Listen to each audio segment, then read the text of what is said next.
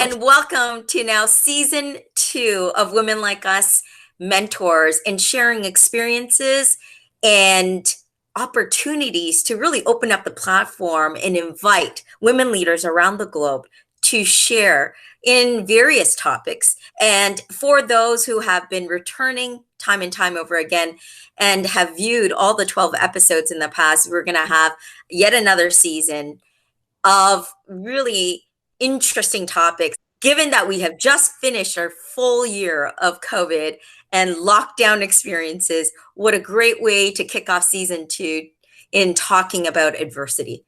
I have one of my great female leader friends that I've known for 2 decades now. In Leilanie, I'm not going to give away our age, but I'm pretty sure that we're both proud of it. I wanted to introduce the audience out there to Leilanie Marianetti. And what I have learned in her particular life experience is that no matter what, you have what it takes internally to keep going. How do we proactively prepare for life's challenges, the ups, the downs? I'm going to be asking her in her recent phase of reaching out to that particular audience. Social media has been used for the good, the bad, the ugly. And so, Leilanie, I wanted you to really kind of explain the mentality that you had taking a very serious topic of your life and your adversity journey and putting it out there in social media. What was that motivation and the inspiration that you took on potentially from other people? And has that really brought the learning experience that you believe you intended? And also the benefits for you as an individual being able to share. So I'd like to turn it over to you and Sure. ask you, what was that experience like in terms of internalizing everything, being able to share with family and friends, and then being able to share it with the public? Well, thank you, Esther, for having me. I feel honored to be able to share this platform with you and share my story. To go back a little bit so the audience knows what we're talking about.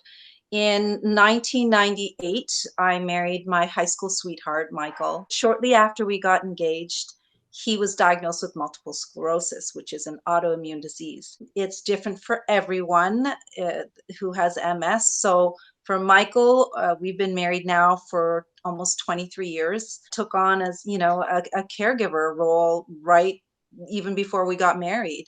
Over the years, of course, that caregiving role has changed. Depending on his health situation. It was obviously not as a heavy load back then as it is now. It had kind of progressed over the years. But how this all came about on social media was back in the day when he was diagnosed and I was facing this we were both facing this new life that we had for each other. It was a very lonely. I found that caregiving was very lonely because we didn't have any other friends that had multiple sclerosis. I just found that I dug deep in our faith. And as I was digging into our faith, and I mean, there's more of a story, we can get into that later, but in terms of the social media aspect, I wanted to write a book, really, and start journalizing our days, our moments, our triumphs, or their hard times, so that eventually my children would have it and they would be able to pass our story down from generation to generation. But as we all know, caregiving is a very heavy load. I didn't have time to sit and write a book, and that's still on my bucket list. So I thought, why don't I write pieces of our lives on Instagram? Not only would it be good for me later for life, but I really wanted, in this day and age of social media, my children are on Instagram. So I really wanted them to also have something solid that they could go back and reflect everything, the milestones in our lives. So that's how it started on Instagram. It was very therapeutic to write down my thoughts, just everyday simple things, or whatever was on our mind. And then unexpectedly, Esther, it really took a life of its own. I had people all of a sudden from all over the world reaching out saying, thank you for sharing your story. I felt so alone, and to know that there's someone out there who's feeling the same things. I see pieces of my story in you, and it's the same thing. I see pieces of my story in other people.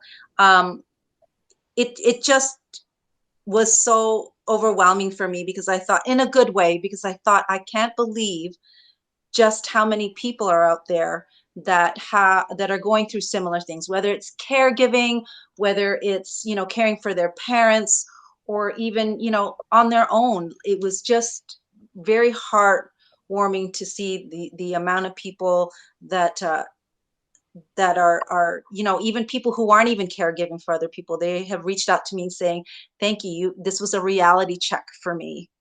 Thank you for sharing your story. I have nothing now to complain about, because if you can bring me joy with your stories, it makes me realize how grateful I am for the life that I have.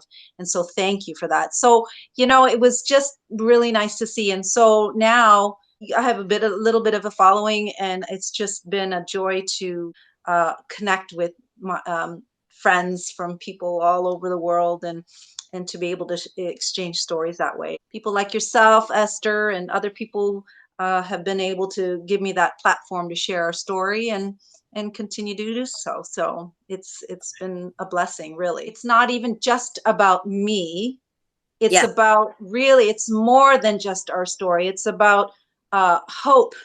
It's Yes. about, it's reality. We do struggle. We do go through adversity. We do go through challenges, but there is hope at the end of the day. Yes. And it's my faith that helps us through. And it's also a chance for me to show that through adversity, God's glory shines through. So for me, my faith, to be able to show that his glory shines through in the darkest of times, is just everything to me. And this is an awesome way to segue to the actual Stirred Up video. I know that Stirred Up approached you. Can you tell me about how they approached you? What was their objective? Well, Media Partisans, which is behind Stirred Up is, they have their own subscription on Facebook. And they approached me last year to sharing our love story. They said, because it was just, inspirational, and it gives people hope, and it would really shed light on other people who are going through the same thing. I said, absolutely. I would love nothing more than to, share our story, how we kind of handled everything. The hardest thing for me is not even just the physical or mental stress. It's hard to see your best friend over the years get sick.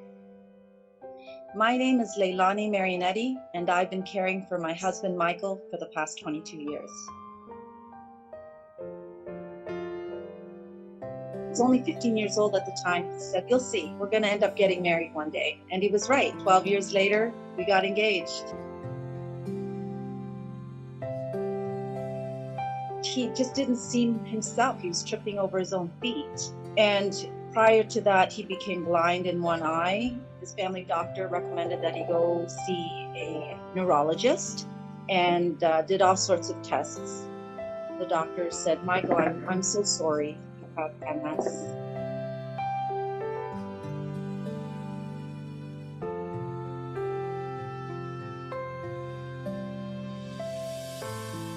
He did have a serious talk with me and sat me down and said, "Leilanie, this wasn't a life you signed up for. And so if you have any doubts, I don't blame you if you want to leave." It was hard, but I was like very sure that I was going to take good care of him.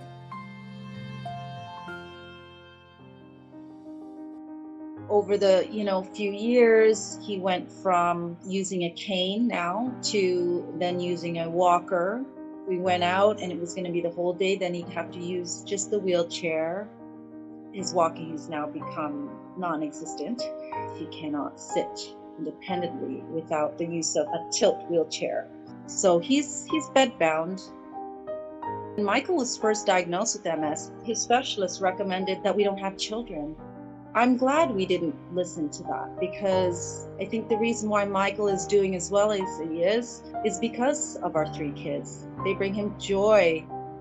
I may say I'm the primary caregiver, but we all work as a team to provide, help and support for one another.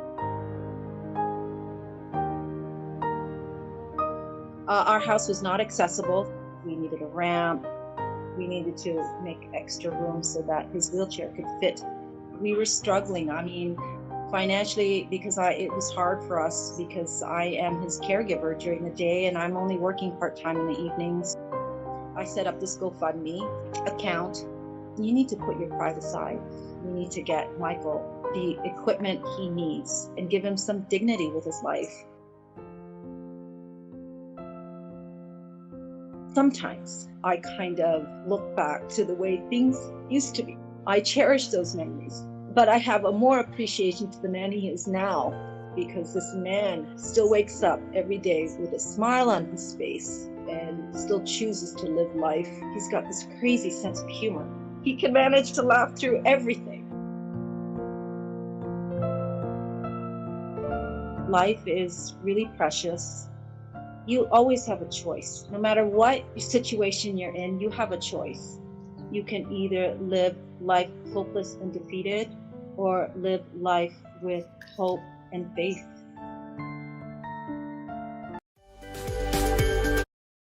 And that was an amazing outline for how you pretty much sum up, Leilanie, you and Michael's real kind of passion to defy what you're going through and not let it beat you down. Know that there is no real formula on how to really defy adversity and be resilient. There is no black and white answer.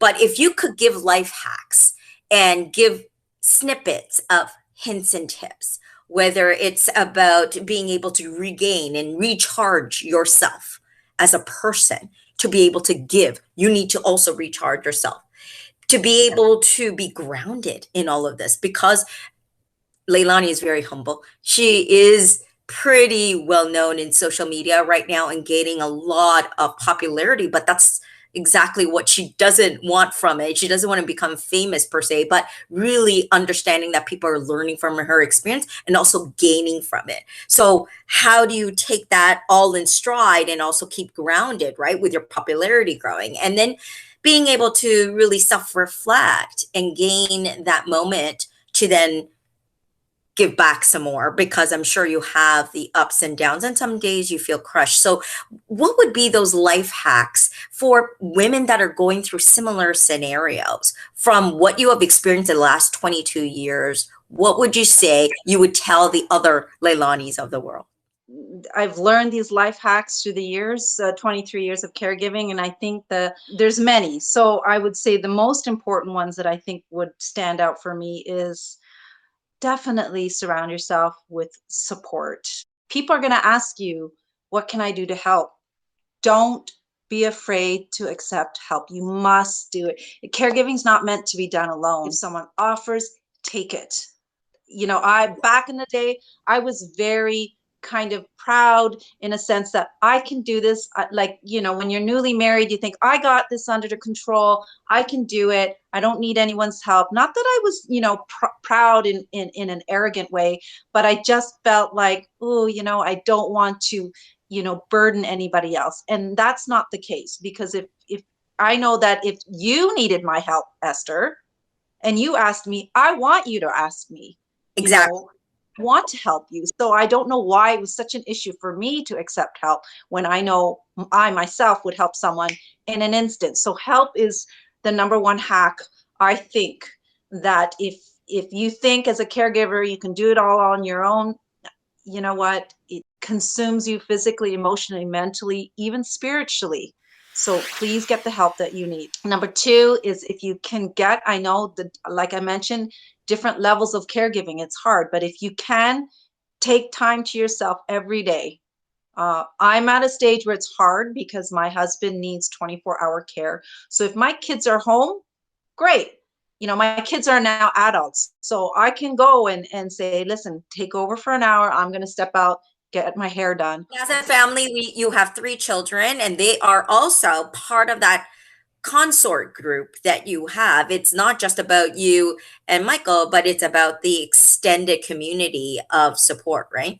Yes, it's about we're a caregiving family. The five of us are together with our three children. Absolutely, can't give your best if you're not even taking care of yourself. The other hack is I'm very spiritual. Like I have a relationship with God, with Jesus. So when things get out of control, I just learn to just pray and talk.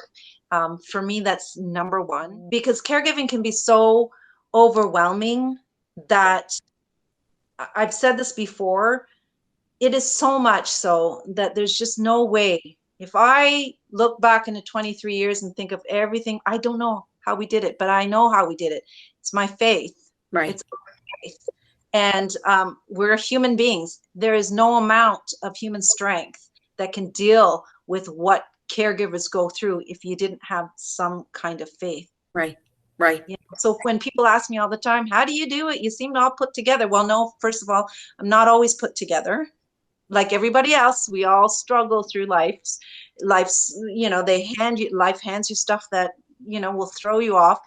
But it's my faith, it's our faith that really has helped us through some of the hardest You times. have an So A persona as you do. You're somewhat of a extrovert versus introvert, and a lot of people have this very high expectation of you because you assert yourself a certain way. And I believe at the end of the day, we are, just as you say, human beings. We have the same 24 hours in a day. We have the yes, same physical limitations. The fact of the matter is you gain that, as you mentioned, through spiritual strength, not just physical strength, right. and not through just your humanly relationships, but also that spiritual relationship with God, as you mentioned. And so it takes that aspect of the mechanics of lean on this black and white thing that is practically there in front of you, and really taking it to another level of being able to lean on something that isn't something that's I tangible. forgot to mention one more really important hack, day-to-day hack that I always try to incorporate, because you just got to, which is find pockets of joy. For me and Mike, it's really easy because he's got a great, he's funny, he's got a great, personality. We both love to laugh. So I don't care how hard our day is. I mean, we get admitted to emergency and we still, in the emergency room, end up finding something to laugh about. But I can see how, because it's so hard, people do become bitter with each other. One great way to avoid it is find those pockets of joy with each other. We're on TikTok, so it's so easy. I dance, he laughs. I mean, it's, or I make him lip sync a love song to me, or we just find ways to be silly with one another. And it makes our day. I mean, laughing, they say, extends your life. So I want him to live a long time, then I'll be making him laugh for a long time. Money. The second question I have is something that a lot of people had questioned: is defying adversity a gift, or is it something that everybody can be able to survive through? I think what you get from adversity is a gift. Nobody wants to get sick. That's not a gift. Nobody wants to go through, mental sickness or physical sickness, or, whatever, loss of a job or whatever a case may be. I know that's not a gift, but what you go through out of it, how you grow through adversity, is most definitely a gift, because he's had multiple issues of health concerns. I could have easily went, oh, not again, and this and that. But I dig my heels, deep into faith, and that's when I realized that it's okay. We've got this, and then you do your best with what's at hand, right? So adversity is it definitely sharpens your skills, what you grow, the lessons from it can definitely be a gift. So let me get a little bit particular in the third question. Someone had asked me to ask you, in terms of adversity, what does that teach you every single day about you and the resilience that you can take on? Have you learned things about yourself you didn't know you can do, that you feel about yourself, that you know about yourself? What has it taught you daily? I learned that when you do not obsess over things that are not in your control, that when you leave it up to God, it's amazing what the grace and the strength that he gives you. So yes, I can say that I didn't realize just how strong I am. I didn't realize just how, and I look back and I realize, gosh, how did we do it? But honestly, Esther, the glory is God's, because he really does give me the strength. If you're open to it, he gives you the strength and the grace to deal with it. I've always had that relationship with God before I got married to Michael, but this really, really now put the caregiving has really tested me to really start, okay, you really have faith. Here's the time to do it. Right. And I've seen miracles. I've Yes. seen miracles. When money was not there, because obviously caregiving for some families like myself, a time away from work to care for someone at home, financially it hit us hard. And I didn't know where to get his next caregiving item when, all of a sudden there was a case outside our door that somebody gifted us. Like, how is that? If they want to see that story, where Carl Nassib, from the Raiders, he had seen one of my videos on his Explorer page on Instagram, and he saw a video how difficult it was getting Michael in our car because it was not an accessible vehicle, and that it took two. So I was basically trying to show in the video the struggles of accessibility, what we need to go through. It was like just a window, just trying to show the world what it's like, what we take for granted every day. You and I can get in a car, no problem. Right. But this is what it looks like for Michael to get in the car. Right. We have to consider, the weather. We have to consider, can he stand up for just a couple of seconds so we can transfer him? It's a lot of work. I was only saying that in my prayers, right? Lord, we need an accessible vehicle, but I leave it in your hands, because financially I didn't know how that. I mean, it was already hard trying to raise a family on a part-time job, because I have to care for Michael at home. After that, when I pray with God and I say I leave it in your hands, I really do leave it in hands, and I don't worry about accessible vehicle, this, that, even though God knows we need it. So anyway, this video comes out. Next thing you know, I get a message on Instagram from Carl Nassib, and he says, Who "Hi, you didn't Leilanie." know, by the way. You had no connection with him. No, he's not. He doesn't follow me. We don't. I didn't even know who he was. And he said, "Hi, Leilanie. I saw your video, and I want to purchase you the wheelchair accessible vehicle." Wow. And I thought, what? Right. What? Because I thought, is this a joke? Because it's not every day someone wants to buy you a vehicle.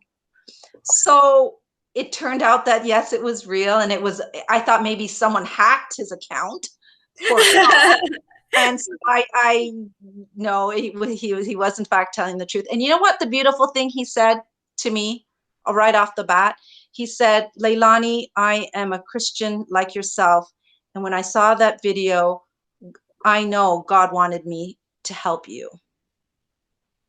That's amazing. And I messaged him right back and I said, "Carl, God's hand is all over this, because I prayed about it, and I said that I believe God lines up the right people, the right opportunity for you to provide your needs." That's what I mean when I say I see miracles, and through all of this, out of adversity, you see the kindness of people, you see miracles happen, you see that there is absolute hope. So keep the hope, have the And faith. Leilanie, this takes us to this portion of the episode called Gotcha Question. And I know this sometimes scares a lot of our panelists and speakers, but in life, we are thrown wrenches, we are thrown scenarios where we can't really prepare for everything. And so it is a reality factor. And given you've gone through everything, I'm pretty sure that you can handle anything that comes your way. If you could ask for any help in your home to be able to accelerate the productivity of what you want to be as a provider, as a mother, as a wife, as a caregiver, what would be that thing that you ask for, whether it's material or immaterial, that you lack today that could potentially accelerate towards the cause? Oh, it's so funny. If there's one thing that I would change, like right now on the top of my head, because I think about this all the time, is having our kitchen accessible and putting a dishwasher in there. So they didn't make homes, these old homes, with a dishwasher in mind, because back in the day they did not have dishwashers, right? So that's the material. If you mean material wise, yeah, less time washing dishes and more time resting, and not having to, because I honestly am in the kitchen all the time with 3 kids who are at school or working, and they also caregive. It's a lot of work. So because my caregiving for Michael, when I'm done that, it's to the kitchen and cleaning up. So yeah, I think that's the one thing. And also, to be able to have an accessible uh, kitchen where he can actually sit with me and have a meal there, instead of in his room all the I time. didn't know what that meant. What do you mean when you say an accessible kitchen? He cannot participate in family meals in the kitchen or dining area?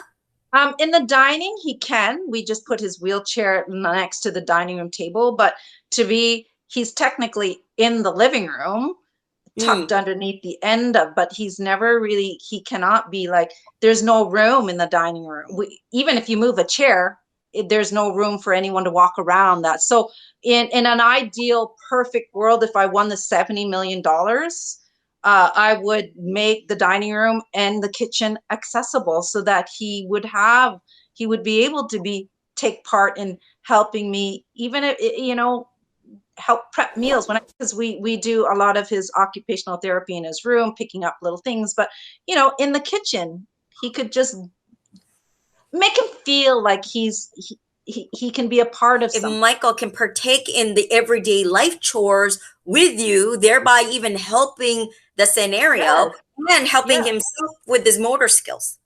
Yes, that's right. Instead of always, let's face it, like the dining room table, even though he is at the dining room table, his wheelchair tray on, because his wheelchair doesn't go underneath the table, So in one of those kitchens where we would have a counter that's wheelchair accessible, it would be so nice to be able to just, him sit somewhere where he doesn't feel like he's always, eating from his wheelchair tray table. So that I think would be so amazing to have, accessibility in the kitchen dining area. I mean, everything else, thank goodness, is accessible. Our bedroom and the washroom, because we had, a wonderful GoFundMe that was able to pay for most of it, years ago, and we had to tackle what was the most important.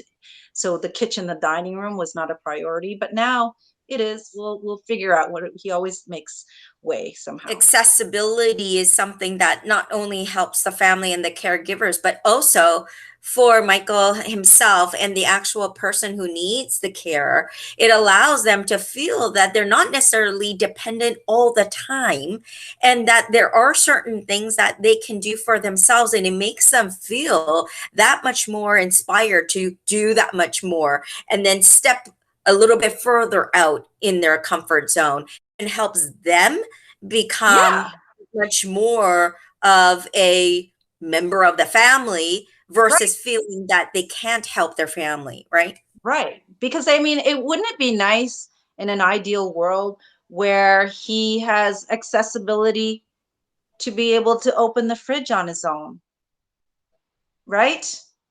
To be able to wash his hands in the sink in the kitchen. It's amazing what you and I take for granted. Um, but yeah, he has not been able to do anything in the kitchen in all the years that we've lived here. I wanted both of you to understand that as we have more and more of these social media clips and variations of your story as you go through the journey, you'll have new stories 2 weeks from now, you'll have new journey pivots 3 years Yeah. from now. As we go through that, we have to be able to learn as an audience what people go through, because it's sometimes the scenario of what we don't know, we don't know. Right. So Yeah. we didn't even understand when you first brought up, for example, some cases the audience may not understand why would an accessible kitchen even be necessary, because it's not like he's going to be cooking meals. But at the end of the day, there are MS patients out there that can cook in the kitchen. They only need a little bit more of equipment and material to get them to be that much more productive in what they want to do. And so it's not that MS patients are all the same. They are varied Yeah. in Yeah. what they can do, and they can improve their motor skills and get to a point where they are being that much more effective for themselves to live out their lives. I think it's also inclusivity, like, that the kitchen is where everybody gathers. Yes. I've had family parties here prior to COVID, and everybody gathers in the kitchen, but he's left in the living room because there's no room for his wheelchair in the Right. kitchen. Well, You know, that and Michael being an Italian and Leilani being Filipino, the kitchen and food is where life begins. that's it. So that too, like it's inclusivity, as I mentioned. It would just be so nice to be able to be there and to have him be part of our conversation. I'm just giving you a peek of, and the audience a peek of what the things that you would have never thought. And it is about perspective. And as you Yeah. say, these snippets of videos and your life experiences give us that perspective that we are lacking, again, because we don't know what we don't know. Brings us to our last and final gotcha question. And this is to the employers of companies out there, that I wanted you to be able to share what companies, whether they're public sector, private sector, small, medium, large businesses, need to think about, empathize, and be able to be a community as an employer and help those like yourself and Michael. And so, what could employers do to better support their employees that are going through these scenarios?